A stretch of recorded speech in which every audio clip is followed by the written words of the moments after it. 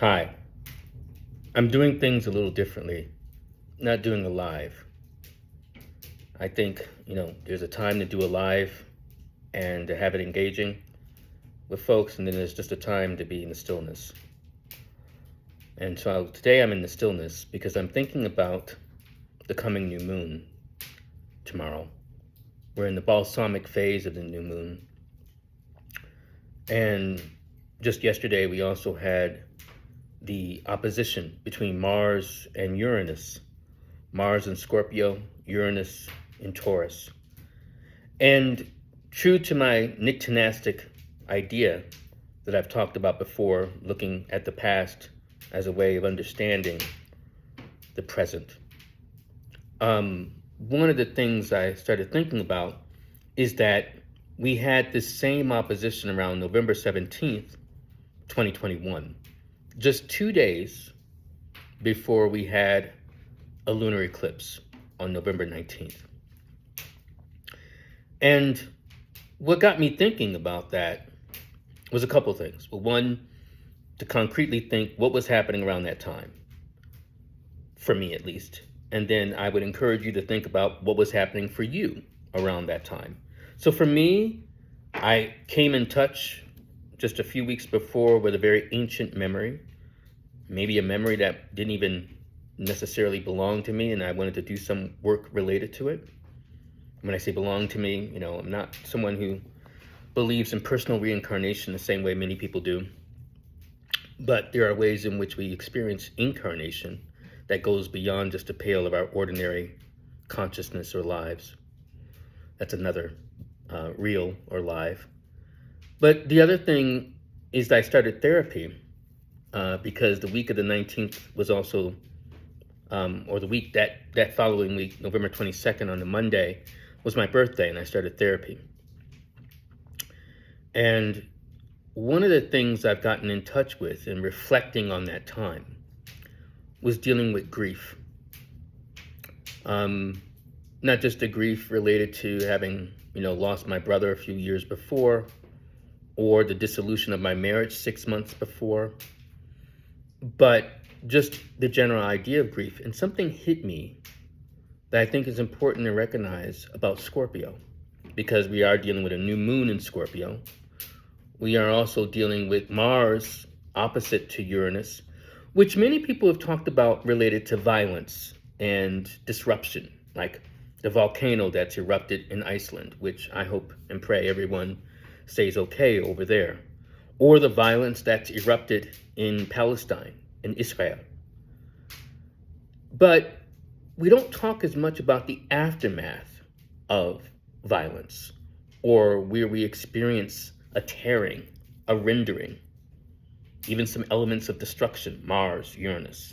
Mars is the planet related to action and maybe even what we say with war and energy.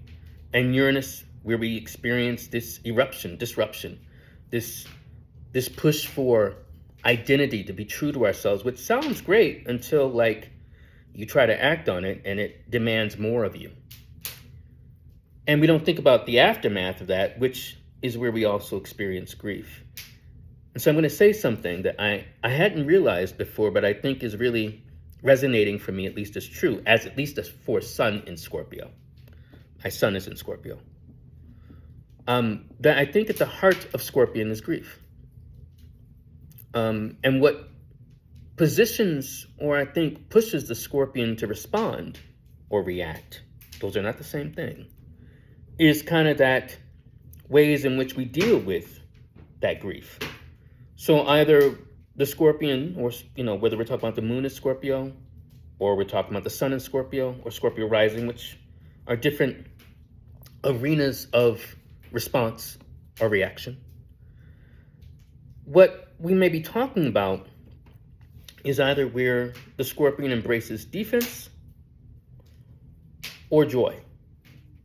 The release from the past, the release from the pain, or the healing from the pain.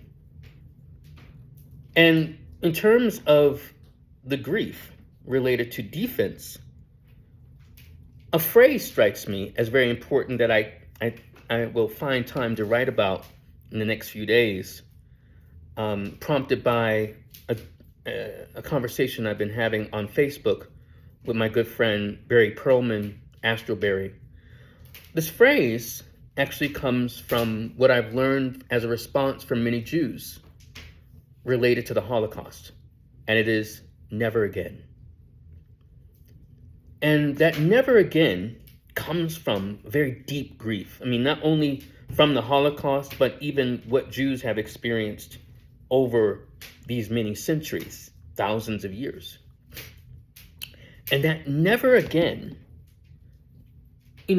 has always been challenging for me, because not in terms of like with Jews, but even as, with my own personal pain and things. Because when you say never again, you can build up your defenses and like that shit will never happen again. And you can become more the aggressor in certain ways so that you never experience that kind of grief again. But it's kind of a myth.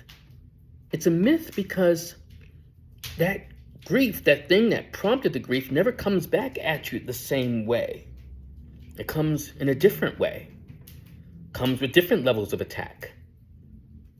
And so this fortification that one can build around you, around your heart even, to say never again, can lead one toward unnecessary aggression, can lead you toward not keeping your heart open, to being more on the defense, or even the belief that a good defense is a good offense. And even more so, just again, trying to stem the pain of something that you can learn from rather than, just be overwhelmed by. And that still is hard. It is hard not to be overwhelmed by grief. Grief has this way of coloring you, changing you, darkening you. You're like, what's it got to do with Scorpio? Well, Scorpio, if we're talking about the movement of the zodiac through the year, in the northern hemisphere at least, is where we experience darkness, where the days get shorter and the nights get longer. And we go from this, equanimity of Libra to tipping the scales toward passion with Scorpio as a water sign after all. And so embracing this watery self-regard, you feel this need to protect oneself, to shield oneself. And that maybe this equanimity that one struggled for, or fought for, or believed in, this rationality that we can have in Libra is nothing for, at least for Scorpio, nothing but a farce.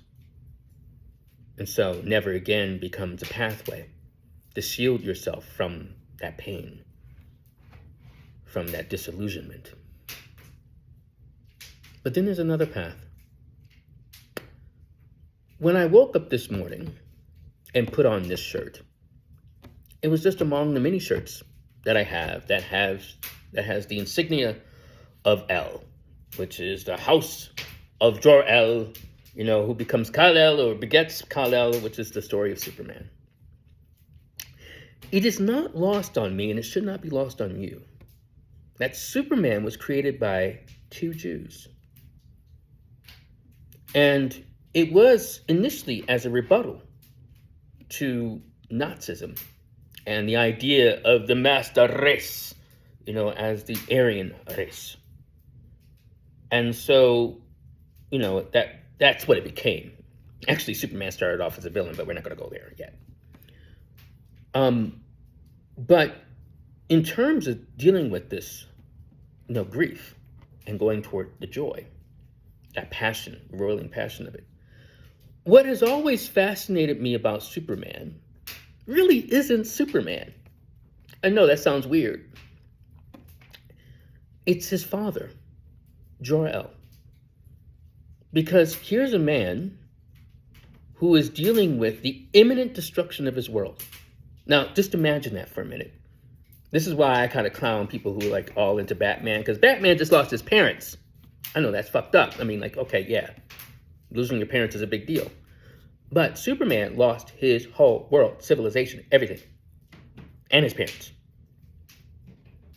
But his father had to deal with it because, after all, Kal-El was only a child. But Jor-El was a man who was a scientist who had lived with his civilization, his culture, his whole life.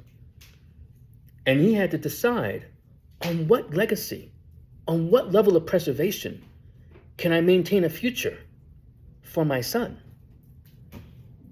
And so he decided that he was going to send the son that he had with Lara, his wife, to Earth.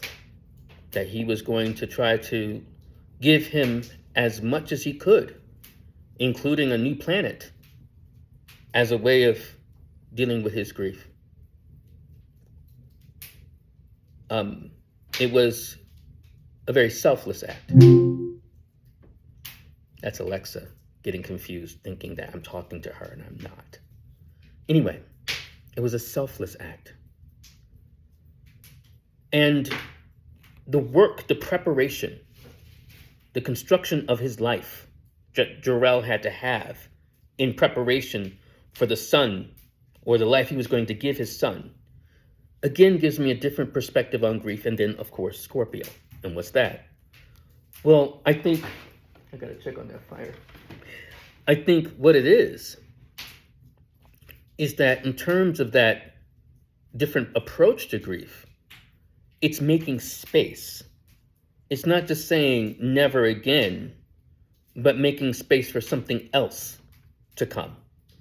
And so when Scorpio tries to fortify itself against all the ravages of things that have happened in its past, it's actually, cornering itself in. It's fortifying itself, but kind of sealing itself more in a tomb.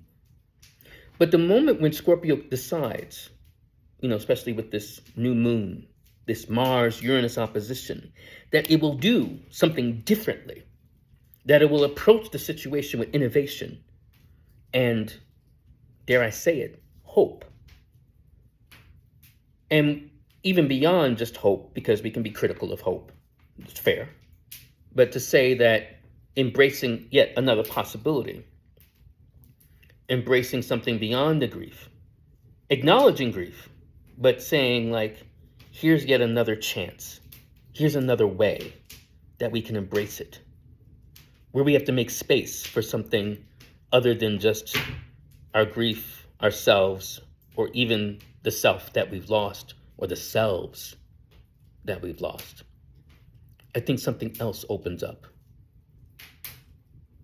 And in that moment, the passion, the fire, the steaming water of Scorpio can become something else. It can become an ember that that's lodged in its heart, and then attach it to an arrow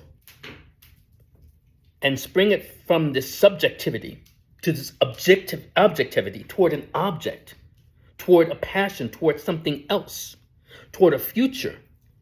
And at that moment, we have the transformation of Scorpio into Sagittarius. In that moment, we have the eagle of the scorpion burned to ash, coming from the ash and rising as the phoenix. And that becomes the real power of Scorpio. Not mired in the grief, but more attempting to find the joy beyond the grief. Getting beyond never again and moving more toward once again, toward something else, toward another possibility. I'm going to write more on this, inshallah. And in a few minutes, I have to teach a class that I enjoy teaching, Nitty Gritty 1. But I wanted to share these thoughts. And I hope they were helpful, insightful, and stirred your heart.